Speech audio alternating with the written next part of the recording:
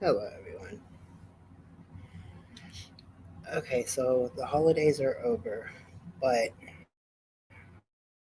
I got an email that asked me for some LGBTQIA plus holiday tips for dealing with family, and another one asking me for tips to deal with sobriety during the holidays. Now, the person that asked about the sobriety is part of the community, but everything that's on that part of the list that I'm going to read off in a little bit, it works for everyone, no matter which part of life you belong to, the community or otherwise. Sobriety is a big thing around the holidays. But so my plans to shut down this channel didn't actually go as planned. I am still working on the website. I am still trying to get everything set up for the case management aspect of a website.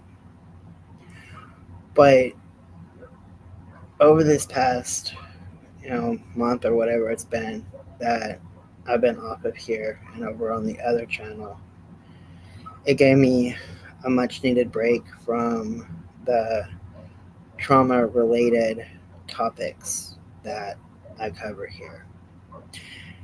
And I can't guarantee that this channel is going to be up and running 100% of the time. There may be a few weeks or so here and there that I just don't come here, that I go to the other channel. That is for my own sanity and for y'all's as well, because people can only hear about so many traumatic events like homelessness or domestic violence or rape or, you know, different types of assaults and stuff like that without it actually affecting you. So the other channel that I have up and running, I only have like 2 videos on it, but it's strictly LGBTQIA and not necessarily just all the horrific things. This channel, I think what I'm going to do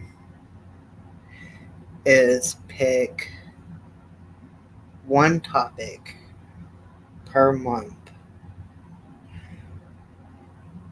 And I don't even know if it's going to be just one video or like maybe 3 days worth of video or the whole week for the series. But it'll be sexual assault, domestic violence, homelessness, racism, bullies, the typical stuff that we cover on this channel. But the rest of the time, the rest of the month, this channel is strictly going to be LGBTQIA plus. There's so many things that I can do for my community.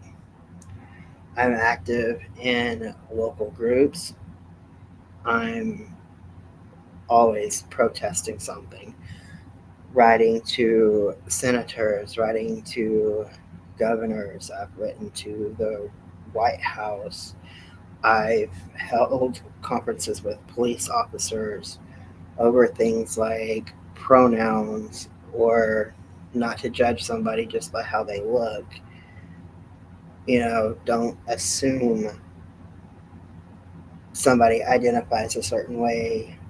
Um, how to go about speaking to like a gay couple in a domestic relationship, or if there's abuse within like a lesbian couple. Things are, the law is the law, abuse is abuse, and arrests should be made. But one thing I've been talking to a lot of the cops here lately is they don't see how lesbians can be in a domestic situation. Like, they don't know who to take to jail, they don't know who to prosecute, they don't know who to put in the shelter. You know, if it was a male and female, obviously they would take the male, even though the man may be the victim. But around here, that's just kind of the thing. Man goes to jail, woman goes to the shelter, or stays home with the kids or whatever. And they're like really confused what to do with a lesbian couple in a domestic situation. And it's not that hard to figure out. But that's a lot of the behind the scenes things that I've been working on since I haven't been putting videos out on this channel. But the emails keep coming in. And a lot of them start with, I know you shut down your channel, but I need help finding food, I need help finding clothes, I need help finding shoes for my child, I need, some help trying to find a way to pay a bill, I need Christmas gifts for my kids, I need, you know, the number to whatever organization. I'm new to this area and I need to find a church for me and my family to attend. Like, I've gotten so many emails, more so after I said that I was shutting down the channel than I actually got when I had the channel up and running, and I was flooded by emails in that during time. So the best thing to do is just to bring this channel back. Even if I do put most of my effort into the websites that I'm creating, still got to have something coming from here. Okay, that was enough of the rambling. What I'm going to be reading here is the information that I have gathered since I got those emails about tips for Christmas and the holidays. And I did respond to the emails. This is not the response to those emails. I already responded to those emails and helped each one of them through the situation that they were put in, basically, by having to be around family and stuff for the holidays. But this stuff that I've looked up, the stuff that I've written out, is based on receiving those emails.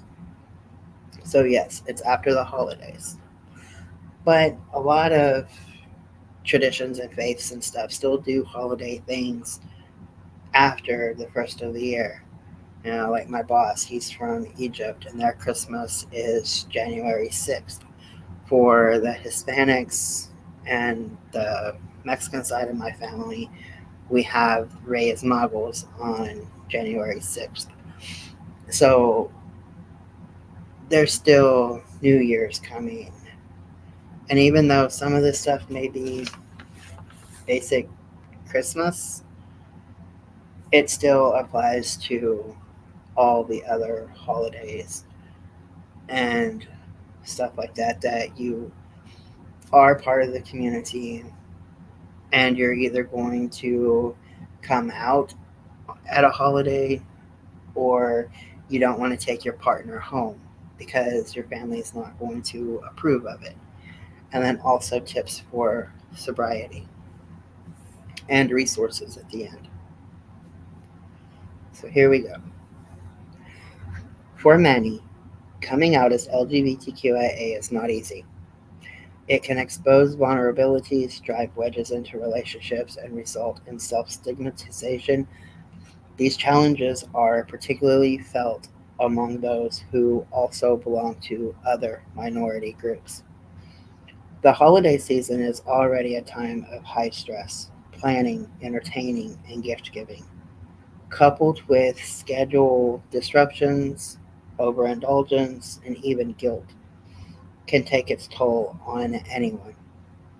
As a result, this is when many abandon healthy routines, increase their use of alcohol and other substances, and compromise their compensatory or coping mechanisms.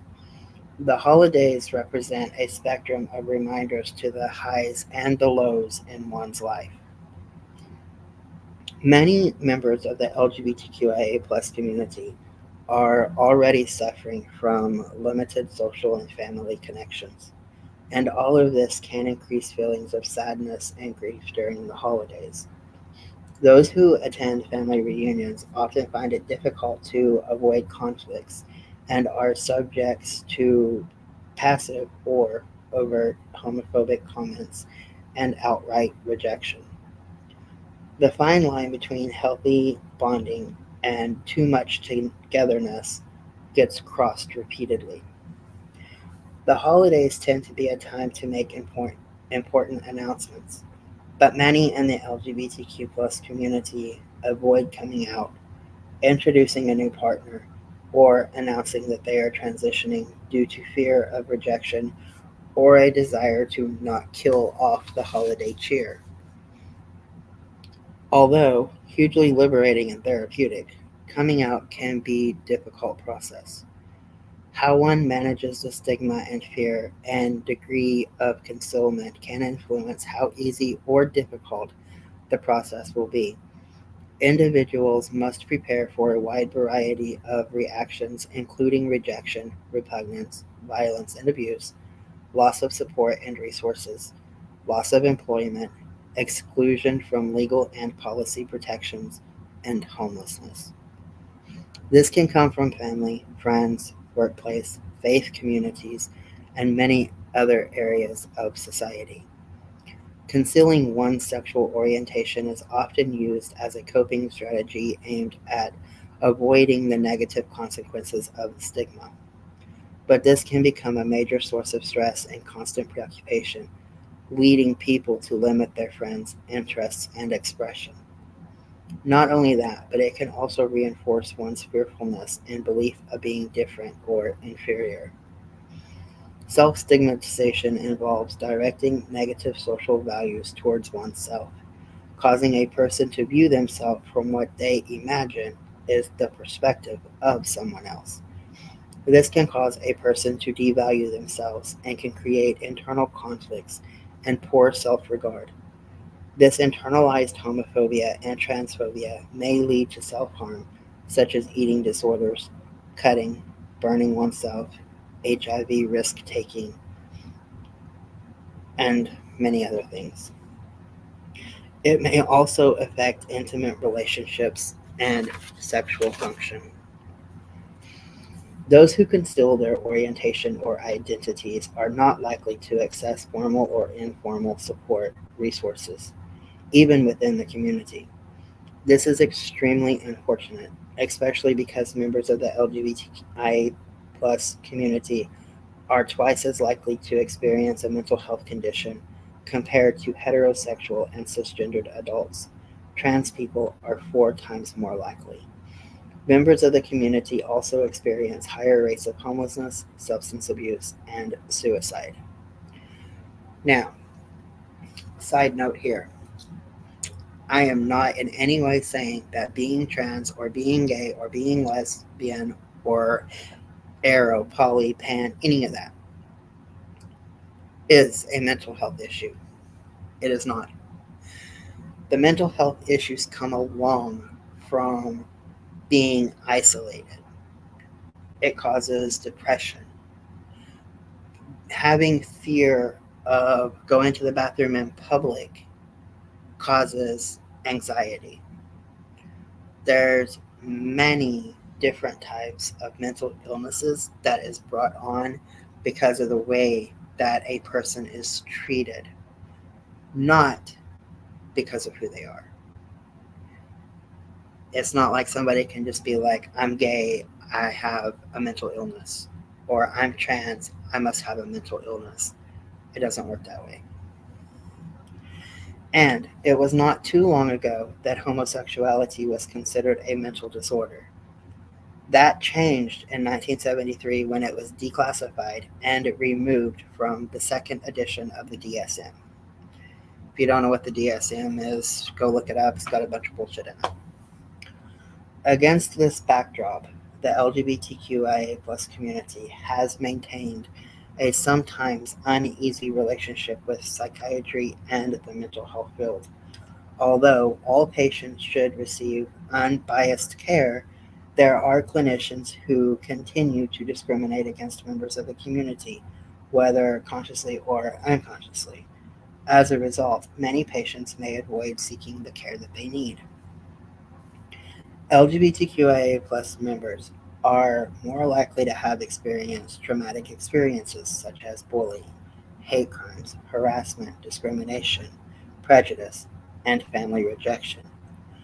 A 2019 school climate survey showed that 86% of the LGBTQIA plus youth reported being harassed or assaulted at school, which can significantly impact their mental health. Studies indicate that repression and inhibition can negatively affect immune systems and result in poor health. On the other hand, expressing one's emotions can actually boost the immune system and reduce adverse symptoms. There are many ways members of the LGBTQIA plus community can protect the spirit of the holidays. It all starts with self care and efforts to surround yourself with people who are accepting and inclusive. This may also be the perfect time to create new holiday traditions. Do not feel pressured to celebrate the holidays according to what others are doing. You deserve to prioritize yourself, travel, buy or make your own gift, and do things that you truly enjoy. Seek help and guidance from friends or people you trust. It is important to talk about difficult or distressing feelings or emotions without fear or judgment. Also, offer support to other LGBTQIA plus members. Listen, reassure them, and show that you care. Providing support to others can boost your self esteem and promote positive mental health. This also lets you grow your support system. Limit time with family or antagonizing groups of people. Instead, make more time for friends and communities that provide support. Create a sense of belonging and community by seeking LGBTQIA inclusive gatherings and celebrations. Do not abandon healthy routines. Make sure to get plenty of exercise and sleep and limit the use of alcohol and other drugs. Limit social media if it brings negativity. Members of the LGBTQ plus community deserve to enjoy and celebrate the holidays just like anyone else, yet many are confronted with questions, judgment, and rejection. Instead of relaxing with family and catching up with friends, they may conceal their sexual identities or gender identities and avoid uncomfortable gatherings, causing them to miss the opportunity to strengthen bonds. Now, that was going to be just one video. For the next one, I'm just going to put it here. It's out for the holidays. Human beings in general carry baggage with them constantly. It's pretty easy to remember an instance where someone shamed you for something, whether or not you are aware of it. You carry that influence of the instance with you daily. Depending on your circumstance and privileges, the weight of that influence may vary. So during this video, put yourself in the shoes of someone more marginalized than you. Many individuals in the LGBTQIA plus communities are rejected or removed from their families just for expressing their identity. 1.6 million young people experience homelessness every year, and 40% of them identify as LGBTQIA or plus. For many in the community, feelings of guilt surface around the holidays about not wanting to spend time with family members because of the stigma and judgment that often goes hand in hand with family gatherings. Research shows that LGBTQ plus people are more likely to experience these symptoms year round, but numerous mental health providers have said that the holiday season, especially returning home, can exacerbate these symptoms. The hope would be that all family members, especially during the holidays, would accept their loved ones for who they are, regardless of their sexual orientation, religion, race, political view, gender identity, etc. But for many, this is not reality. Unfortunately, the holiday season does not change the fact that some returning home may encounter family members and friends who lack compassion and empathy for, or even mistreat those who identify as LGBTQIA. While some may choose not to return home for the holidays, the season can still trigger emotions, as the meaning of family often comes up during this time. While individual experiences vary, LGBTQIA and non binary identifying people have reported feelings of tension and stress during the holiday season. Common struggles range from anxiety and depression to feelings of rejection for freely expressing their authentic selves. For those individuals, going home for the holidays is not always a time of bliss, but rather a painful reminder of moments of their otherness within their families. No matter how hard we try, we cannot erase the hatred and homophobia that exists in society, but we can take small steps in our words, our language, and our awareness that will ultimately make a difference. Change starts with knowledge. Acceptance is spurred by growth. Empathy is a powerful tool. You can extend an invitation to your holiday table. Make a safe space within your walls and encourage those around you to do the same. Holidays are hard for many different reasons, but they can be extremely hard for those of us that have no place to go for the holidays, simply because of our sexual orientation or gender identities. Now, the next video that I was going to do, that I'm including in this one, is LGBTQIA plus tips for the holidays. And number one, do not let anyone steal your joy. Whether or not you consider yourself spiritual, this is a time to find joy in your life, in your own terms. If things get difficult, have strategies for holding on to that joy.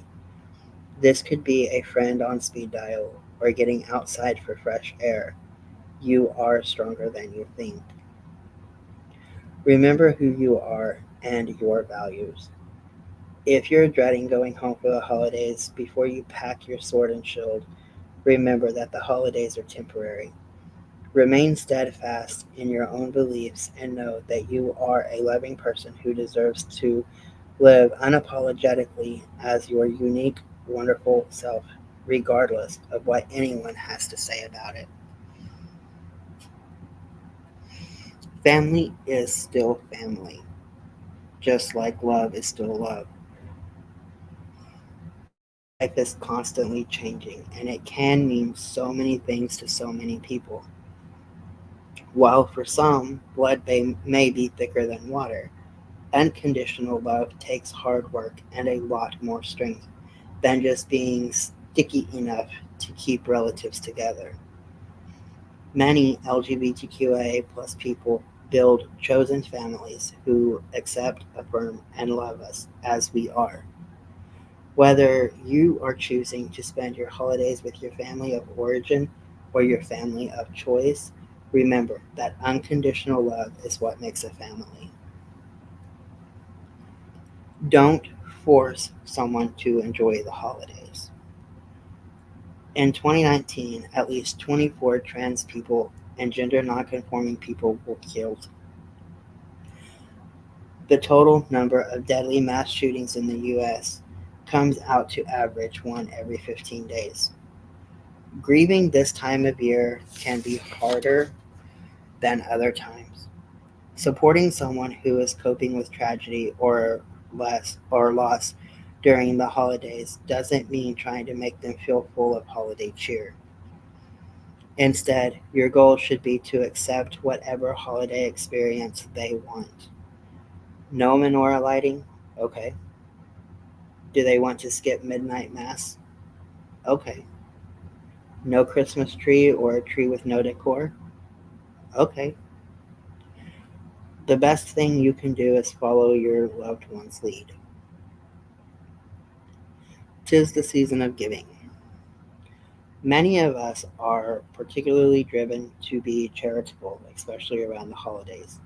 If you feel inclined to direct some of your holiday season away from the malls and into the pockets of the community that could certainly use it, consider donating to credible causes and organizations helping LGBTQIA plus people.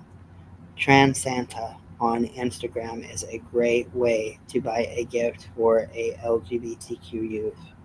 Target has LGBTQ Christmas decor that is great as gifts to show your support as well. There's quite a few organizations that you can simply just Google. And then LGBTQ sobriety over the holidays. People use substances to celebrate. In 2018, a national survey on drug use and health showed that LGBTQIA plus adults reported using substances at a higher rate than non-LGBTQIA. There are many factors associated with this disparity, such as lack of support, co-occurring mental health challenges, LGBTQ stigma, and discrimination, as well as systemic inequalities. If you are sober, be it one day or 30 years, sobriety is hard. There are a few things to keep in mind if you are going to be around others while they are celebrating. First one, reach out for support from a mental health care provider or peer support group if things become too difficult to handle on your own. Attend LGBTQ friendly recovery meetings.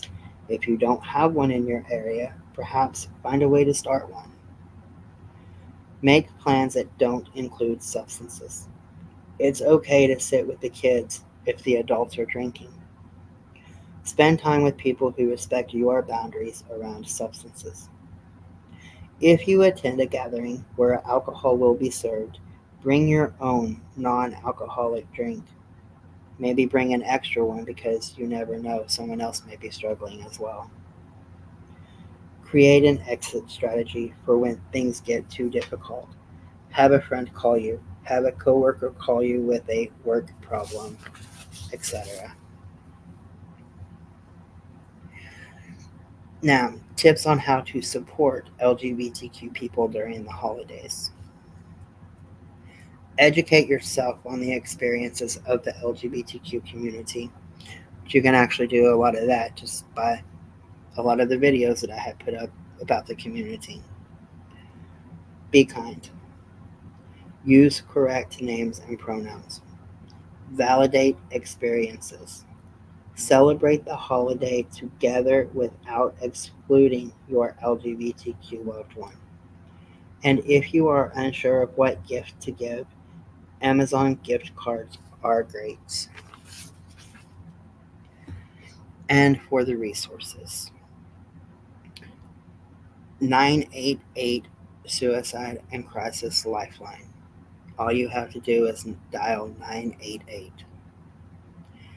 You can use the crisis text line by texting NAMI to 741-741 or visit the website at 988lifeline.org.